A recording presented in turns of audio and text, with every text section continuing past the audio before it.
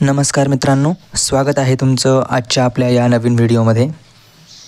तर आजच्या व्हिडिओमध्ये आपण TET विषयी माहिती बघणार आहोत। ठीक आहे, म्हणजे बघ TETचा अभ्यासाला सुरुवात कशी करायची, ठीक आहे, TETसाठी क्लास लावायचा का, कोणती पुस्तके वापरायची, अभ्यास कसा करायचा, प्रश्नपत्रिका केव्हा सोडवाव्या, किती सोडवाव्या, ही सर्व माहिती आजच्या व्हिडिओमध्ये आपण बघणार आहोत। ठीक आहे, टप्प्याटप्प्याने एक एक प्रश्न आपण घेणार आहोत। ठीक आहे, चला तर मग सुरुवात करूया।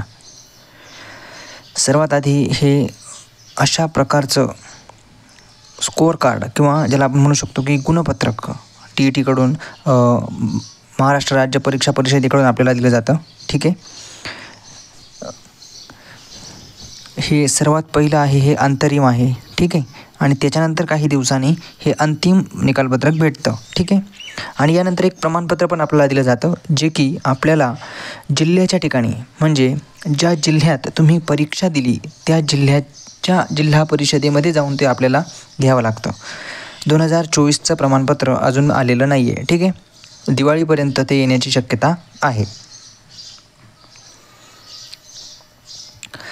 तर आपल्या व्हिडिओचा सर्वात पहिला आणि महत्त्वाचा मुद्दा म्हणजे TETच्या अभ्यासाला सुरुवात कशी करावी। आता सुरुवात करावी कशी, हे प्रत्येकाचे वेगवेगळे मुद्दे असू शकतात। मी माझ्या पद्धतीने सांगण्याचा प्रयत्न करतो। ठीक आहे, सर्वात आधी हे 5 विषय आपल्याला TETसाठी असतात: मराठी, इंग्रजी, बालमानसशास्त्र, गणित, परिसर अभ्यास। ठीक आहे, हे 5 विषय असतात। मग या 5 विषयांनुसार तुम्हाला जो विषय सोपा वाटतो त्या विषयापासून सुरुवात करावी। ठीक आहे, मग सोपा म्हणजे कशा पद्धतीने घेणार तुम्ही मग आता, तर सर्वात सोपी गोष्ट अशी आहे की आजपर्यंत आपण D.Ed. B.Ed. पर्यंत शिकलेलो असतो, तोपर्यंत हे सर्वच विषय असतात, बालमानसशास्त्र सोडला तर।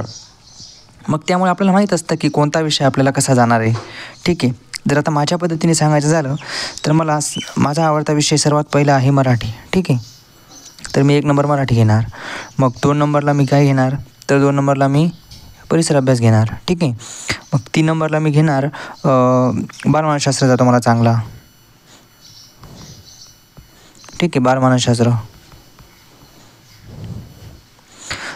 4 नंबरला मी गणित घेणार आणि शेवटी इंग्रजी ठेवणार। ठीक आहे, अशा पद्धतीने। तर आता माझं टार्गेट काय असणार आहे की जास्तीत जास्त मार्क, ठीक आहे, माझे हे 3 विषय सगळ्यात चांगले आहेत, तर जास्तीत जास्त मार्क ह्या 3 विषयांमधून मला कव्हर करायचे आहेत। ह्या 2 विषयांमध्ये मला मार्क कमी देखील आले, ह्या 2 विषयांमध्ये मला मार्क कमी देखील आले तरी चालेल, परंतु हे 3 विषय माझे पक्के झाले पाहिजे। हे माझे चांगले आहेत तर ते मी आणखी चांगले करण्याचा प्रयत्न करेल। ठीक आहे, ही स्ट्रॅटेजी असली पाहिजे।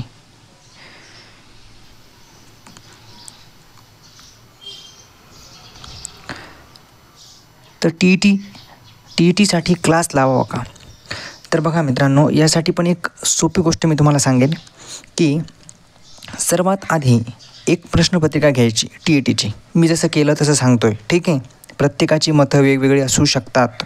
ओके, तर सर्वात आधी एक प्रश्नपत्रिका घ्या, वेळ नाही लावायचा, तुम्हाला एक पूर्ण दिवस लागला तरी चालेल, पण ते सर्व प्रश्न सोडवायचे। ठीक आहे, परंतु प्रामाणिकपणे सोडवायचे, कुठेही बघायचं नाही आहे। ठीक आहे, सर्व 150च्या 150 प्रश्न सोडवायचे आणि त्यानंतर तुम्हाला किती मार्क पडत आहेत हे बघायचं। जर तुम्ही फक्त एक 20-25 गुणांनी जात असाल, ठीक आहे, 20-25 गुणांनी जात असाल तर तुम्ही क्लास लावायचा नाही आहे, तुम्ही घरच्या घरी अभ्यास करून तेवढं करू शकता। ठीक आहे, म्हणजे तुम्हाला एक 60च्या आसपास मार्क मिळत असतील। ठीक आहे, जे 60-65च्या आसपास मार्क्स मिळत असतील तर तुम्ही घरच्या घरी अभ्यास करू शकताय।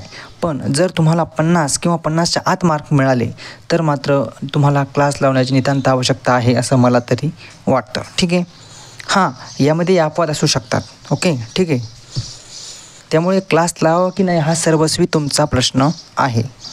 ठीक आहे,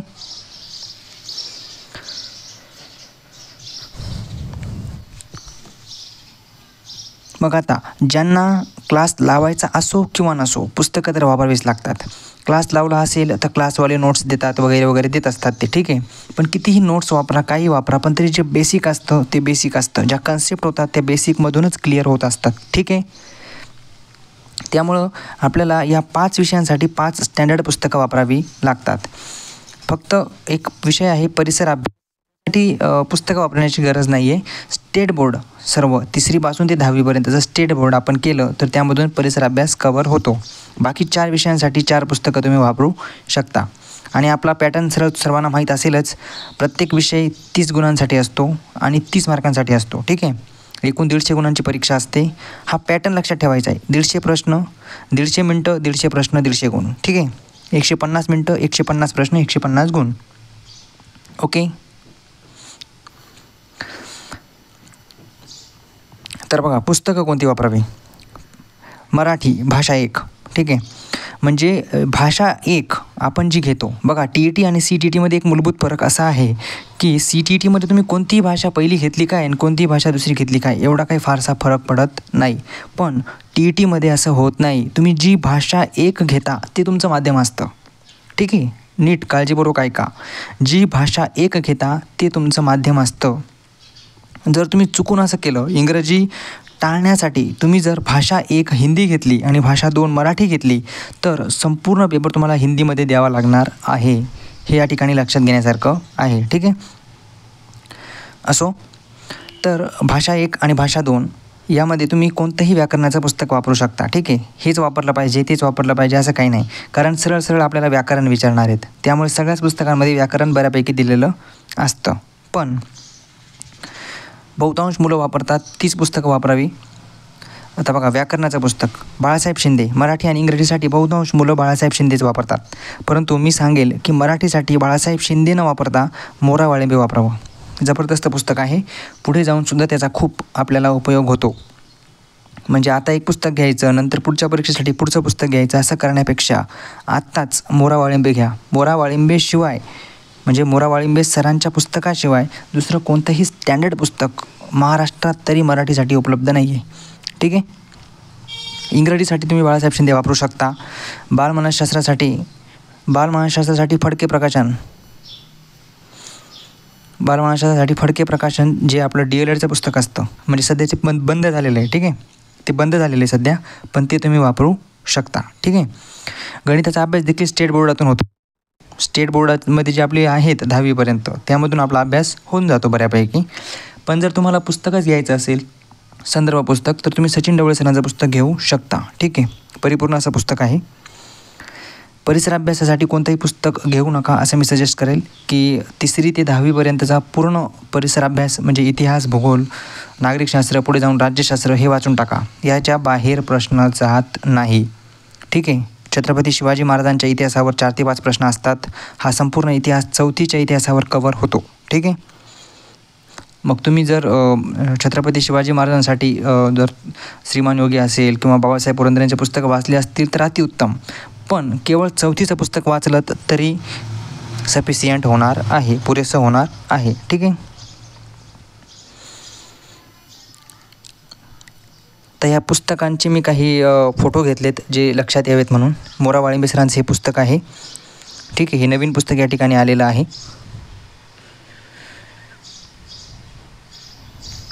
बाळासाहेब शिंदे सरांचं मराठीचं, इंग्रजीचं हे पुस्तक अशा पद्धतीचं असतं. ठीक आहे. त्यानंतर मानसशास्त्राचं फडके प्रकाशनाचं. ठीक आहे. काय डॉक्टर सुरेश करंदीकर सर आणि डॉक्टर हना जगताप सर यांनी लिहिलेलं हे मानसशास्त्राचं पुस्तक आहे असं दिसतं. हे सध्या बाजारात तुम्हाला कुठे ज्याला म्हणतो आपण वापरलेलं पुस्तक सेकंड भेटलं तर घ्या, किंवा नवीन एखाद्या वेबसाईटवर फ्लिपकार्ट, मिशो असेल, ॲमेझॉन असेल उपलब्ध असेल तर बघू शकता. ठीक आहे. किंवा इतरही काही आहेत साईट त्यावर उपलब्ध आहे का ते बघावं. सचिन ढवळे सरांचं पुस्तक आहे संख्यात्मक अभियोग्यता, 2025चं पुस्तक आहे. ठीक आहे.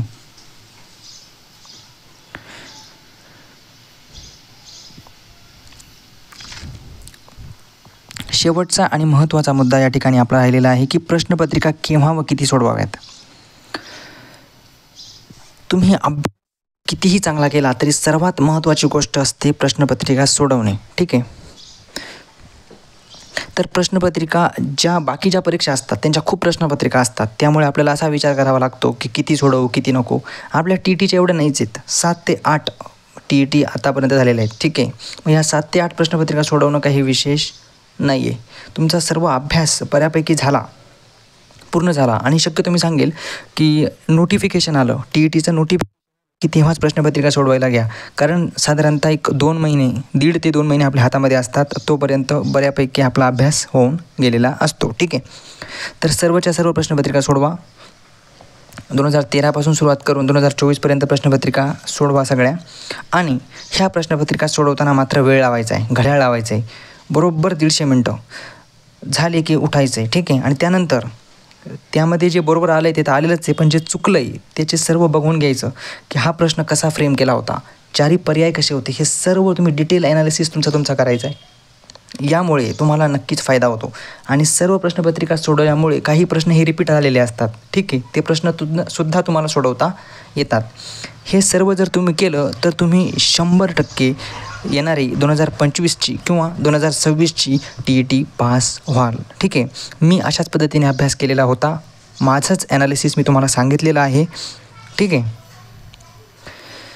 आणि यामध्ये काही तुम्हाला ॲड करायचं असेल तर तुम्ही अभ्यास करू शकता. ठीक आहे, आजचा व्हिडिओ कसा वाटला हे मला कमेंटमध्ये नक्की सांगा. भेटूया पुढील व्हिडिओमध्ये. जय हिंद, जय महाराष्ट्र, जय शिवराय.